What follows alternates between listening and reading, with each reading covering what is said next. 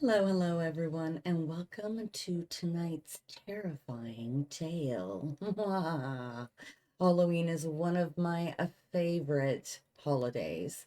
Can you tell? Tonight, I will be reading a tale from the Grimm's Brothers Book of Fairy Tales.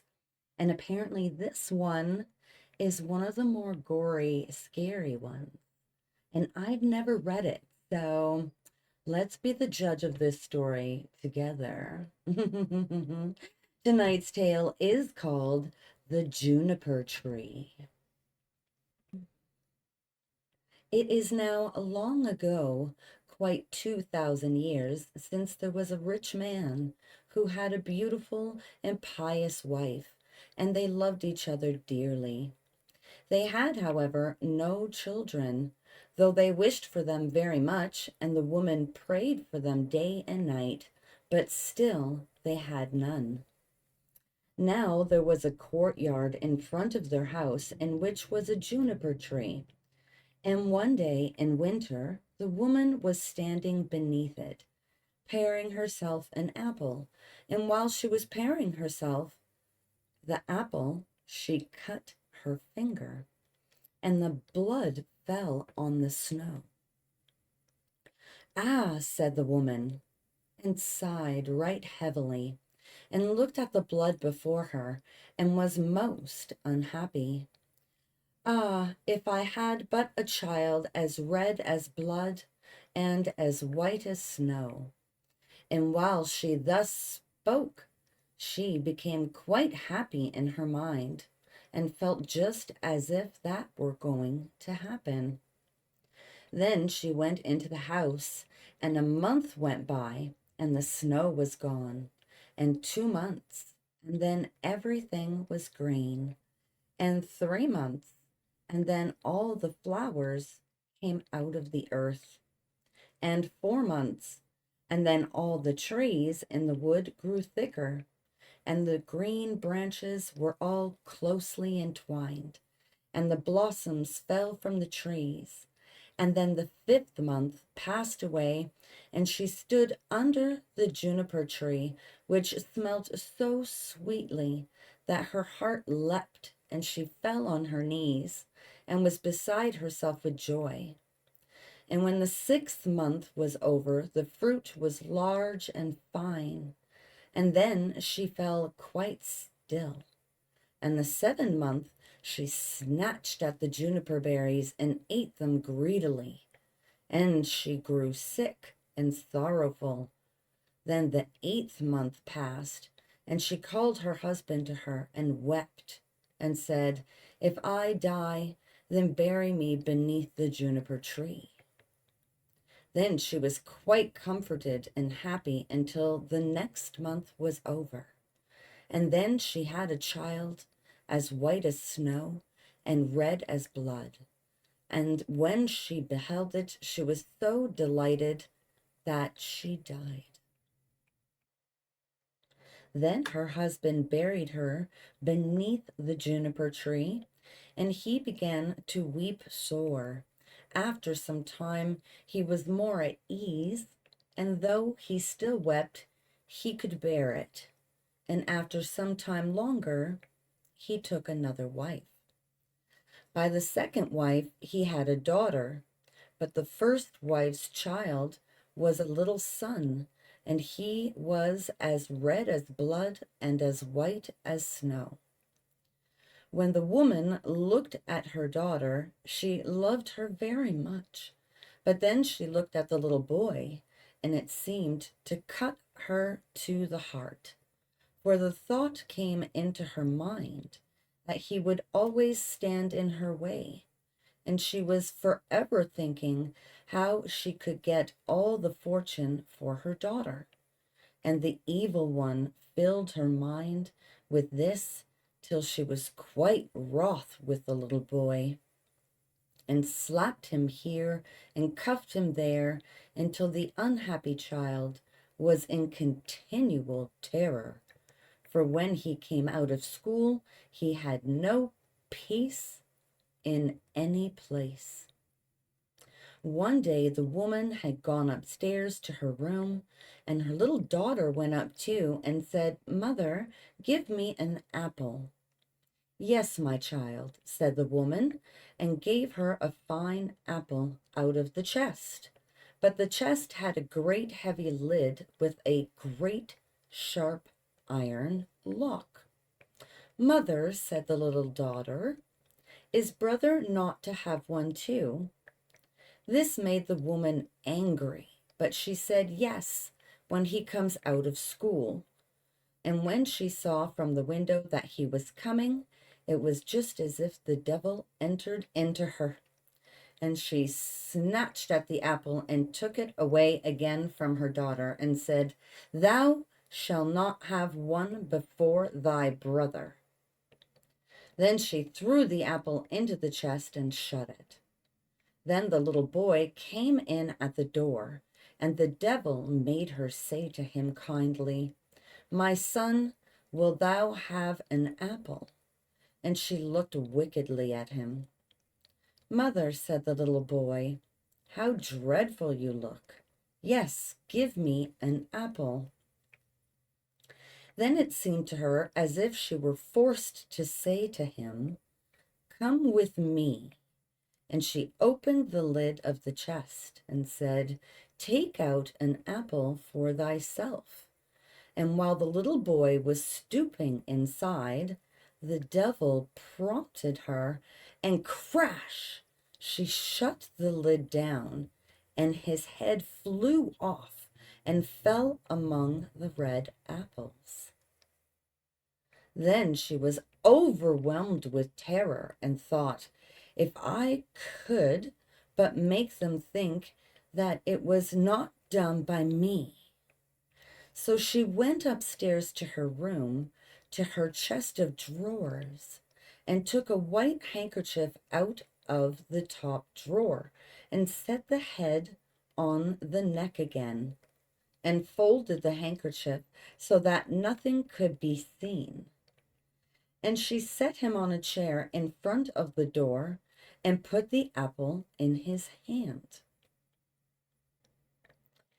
After this, Marlinchen came into the kitchen to her mother, who was standing by the fire with a pan of hot water before her, which she was constantly stirring around. "Mother," said Marlinchen, "brother is sitting at the door, and he looks quite white and has an apple in his hand.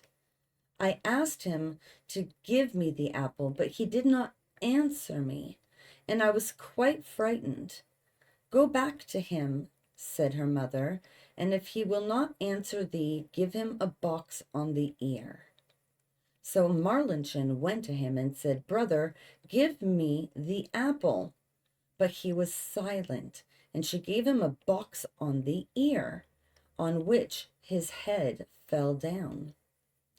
Marlinchen was terrified and began crying and screaming, and ran to her mother and said, "Alas, mother, I have knocked my brother's head off." And she wept and could not be comforted. "Marlinchen," said the mother, "what hast thou done? But be quiet and let no one know it. It cannot be helped now. We will make him into black puddings." Then the mother took the little boy and chopped him into pieces, put him into the pan, and made him into black puddings. But Marlinchen stood by weeping and weeping, and all of her tears fell into the pan, and there was no need of any salt. Then the father came home and sat down to dinner and said, "But where is my son?" And the mother served up a great dish of black puddings, and Marlinchen wept and could not leave off. Then father again said, "But where is my son?" "Ah," said the mother, "he has gone across the country to his mother's great uncle." He will stay there a while. And what is he going to do there? He did not even say goodbye to me. Oh, he wanted to go and asked me if he might stay 6 weeks. He is well taken care of there. Ah, said the man, I feel so unhappy, lest all should not be right. He ought to have said goodbye to me. With that, he began to eat and said, Marlinchen, why art thou crying? Thy brother will certainly come back. Then he said, Ah, wife, how delicious this food is. Give me some more. And the more he ate, the more he wanted to have. And he said, Give me some more. You shall have none of it. It seems to me as if it were all mine. And he ate and threw all the bones under the table until he had finished the whole. But Marlinchen went away to her chest of drawers and took her best silk handkerchief out of the bottom drawer and got all of the bones from beneath the table and tied them up in her silk handkerchief and carried them outside the door, weeping tears of blood. Ooh. Then the juniper tree began to stir itself. Then the juniper tree began to stir itself, and the branches parted asunder and moved together again, just as if someone was rejoicing and clapping his hands. At the same time, a mist seemed to arise from the tree, and in the center of this mist it burned like a fire, and a beautiful bird flew out of the fire singing magnificently. And he flew high up in the air, and when he was gone, the juniper tree was just as it had been before, and the handkerchief with the bones was no longer there. Marlinchen, however, was as gay and happy as if her brother were still alive. And she went merrily into the house and sat down to dinner and ate. But the bird flew away and lighted on a goldsmith's house and began to sing. My mother, she killed me. My father, he ate me. My sister, little Marlinchen, gathered together all my bones, tied them in a silken handkerchief, laid them beneath the juniper tree. Kwit, kwit, what a beautiful bird am I. The goldsmith was sitting in his workshop making a gold chain when he heard the bird, which was sitting singing on his roof, and very beautiful the song seemed to him. He stood up, but as he crossed the threshold, he lost one of his slippers. But he went away right up the middle of the street with one shoe on and one sock. He had his apron on, and in one hand he had the gold chain, and in the other the pincers. And the sun was shining brightly on the street. Then he went right on and stood still, and said to the bird, Bird, said he then, how beautifully thou canst sing. Sing me that piece again. No, said the bird, I'll not sing it twice for nothing. Give me the golden chain, and then I will sing it again for thee. There, said the goldsmith, there is the golden chain for thee. Now sing me that song again. Then the bird came back and took the golden chain in his right claw, and went and sat in front of the goldsmith and sang. My mother, she killed me. My father, he ate me. My sister, little Marlinchen, gathered together all my bones, tied them in a silken handkerchief, laid them beneath the juniper tree. Quit, quit, what a beautiful bird am I. Then the bird flew away to a shoemaker and lighted on his roof and sang, my mother, she killed me. My father, he ate me. My sister, little Marlinchen, gathered together all my bones, tied them in a silken handkerchief, laid them beneath the juniper tree. Quit, quit, what a beautiful bird am I. The shoemaker heard that and ran out of his doors in his shirt sleeves and looked up at his roof and was forced to hold his hand before his eyes lest the sun should blind him. Bird, said he, how beautifully thou canst sing. Then he called in at his door, wife, just come outside. There is a bird. Look at that bird. He just can sing well. Then he called his daughter and children and apprentices, boys and girls, and they all came up the street and looked at the bird and saw how beautiful he was and what fine red and green feathers he had and how like a real gold his neck was and how the eyes in his head shone like the stars.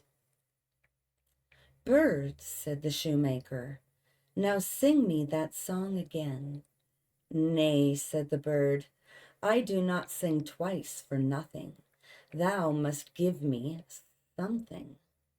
Wife, said the man, go to the garret. Upon the top shelf there stands a pair of red shoes. Bring them down. Then the wife went and brought the shoes. There, bird, said the man, now sing me that piece again. Then the bird came and took the shoes in his left claw and flew back on the roof and sang, my mother, she killed me. My father, he ate me. My little sister Marlinchen gathered together all my bones, tied them in a silken handkerchief, laid them beneath the juniper tree.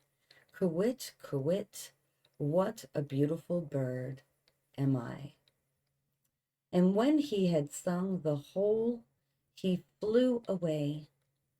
In his right claw he had the chain, and the shoes in his left. And he flew far away to a mill, and the mill went clip, clap, clip, clap, clip, clap. And in the mill sat 20 miller's men hewing a stone and cutting, hick, hack, hick, hack, hick, hack. And the mill went clip, clap, clip, clap, clip, clap. Then the bird went and sat on a lime tree, which stood in front of the mill, and sang, my mother, she killed me, and then one of them stopped working. My father, he ate me. Then 2 more stopped working and listened to that. My sister, little Marlinchen, then 4 more stopped, gathered together all my bones, tied them in a silken handkerchief. Now 8 only were hewing, laid them beneath, now only 5, the juniper tree, and now only 1. Quit, quit, what a beautiful bird am I. Then the last stopped also, and heard the last words. Bird, said he, how beautifully thou sing. Let me too hear that. Sing that one more time for me.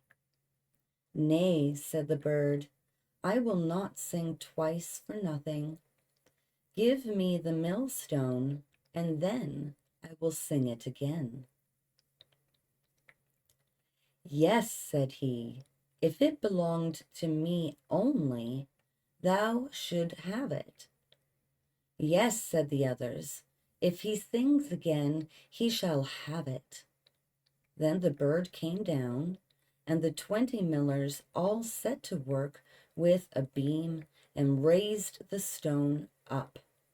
And the bird stuck his neck through the hole and put the stone on as if it were a collar, and flew on to the tree again and sang. My mother, she killed me. My father, he ate me. My sister, little Marlinchen, gathered together all my bones, tied them in a silken handkerchief, laid them beneath the juniper tree. Quit, quit, what a beautiful bird am I. And when he had done singing, he spread his wings, and in his right claw he had the chain, and in his left the shoes, and round his neck the millstone, and he flew far away to his father's house. In the room sat the father, the mother, and Marlinchen at dinner, and the father said, how light-hearted I feel, how happy I am. Nay, said the mother, I feel so uneasy, just as if a heavy storm were coming. Marlinchen, however, sat weeping and weeping, and then came the bird flying, and as it seated itself on the roof, the father said, ah, I feel so truly happy, and the sun is shining so beautifully outside. I feel just as if I were about to see some old friend again. Nay, said the woman, I feel so anxious.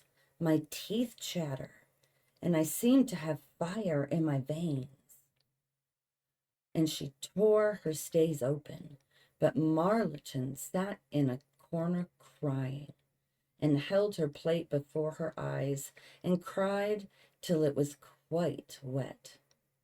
Then the bird sat on the juniper tree and sang, my mother killed me. Then the mother stopped her ears and shut her eyes, and would not see or hear, but there was a roaring in her ears like the most violent storm, and her eyes burnt and flashed like lightning. My father, he ate me. Ah, mother, says the man, that is a beautiful bird.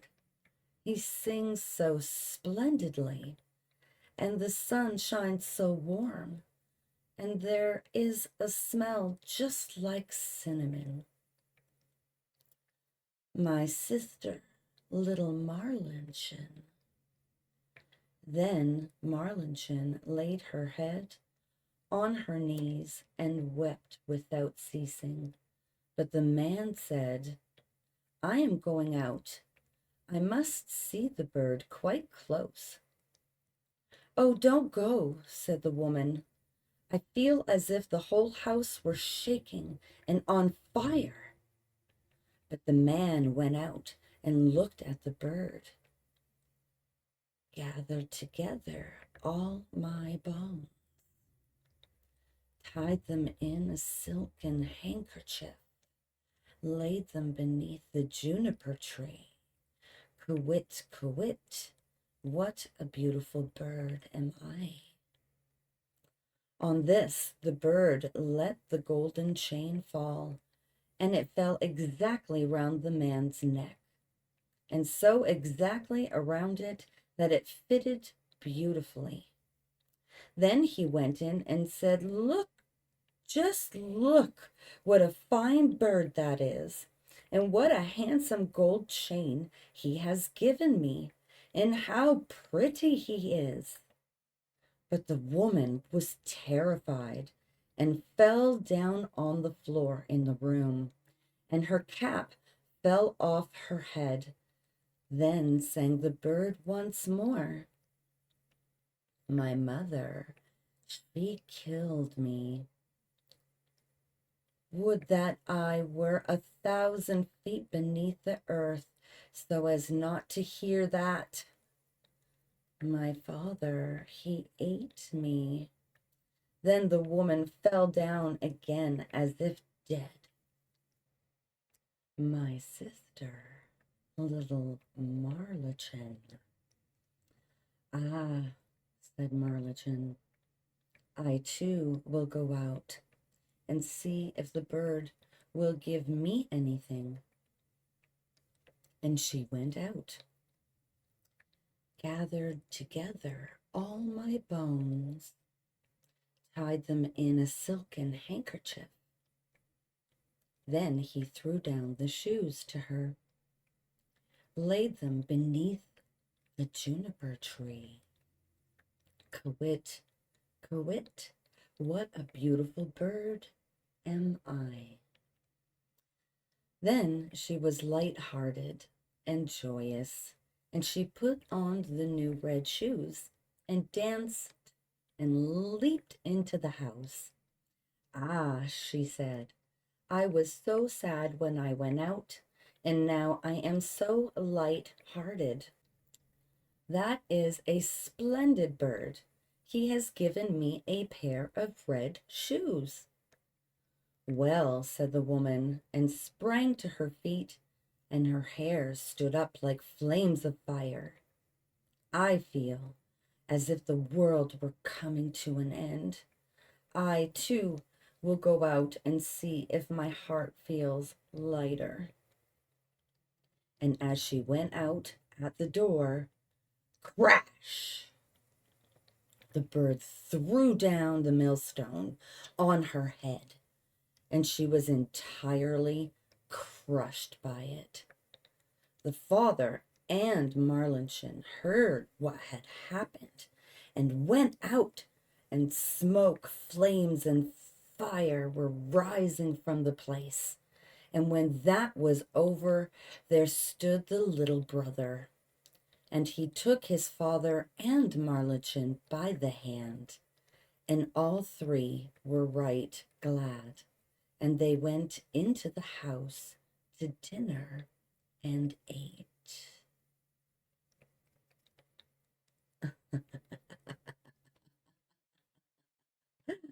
Ooh, what an interesting tale for tonight.